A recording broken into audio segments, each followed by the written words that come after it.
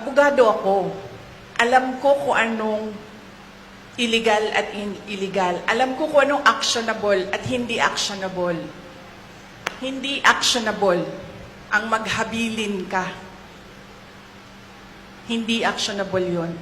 Walang active threat kung hindi ako mamatay.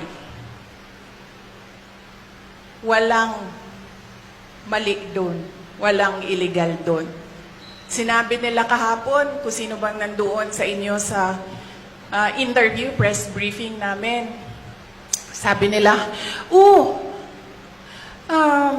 pinalaki at pinalakas yung security ng First Family, ng President, dahil may threat. So ako, napaisip ako, nilalakasan niyo yung security niya? Ibig sabihin ba nun, papatayin na ako? Why for? Will you double the security? Diba?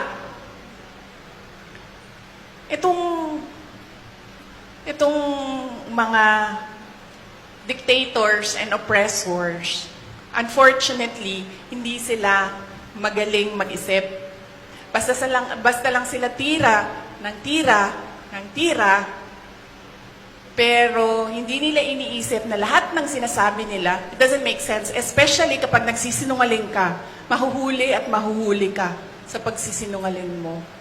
Kaya nung nakita ko yung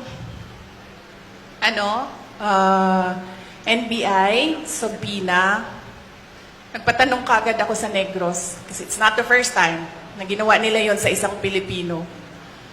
Sabi ko, anong nangyari sa Negros? Sinabi sa akin kung anong nangyari sa Negros. And sabi ko sa mga lawyers ko, yan ang gusto nilang gawin. Oh, sorry. Yung sa PNP po, kasi Direk Asod, ikaw yung group commander mo, yung security mo kaya nga raw pa-relieve ng AFP para to face the investigation. Yes, oo. Initially, we are filing charges against them as well.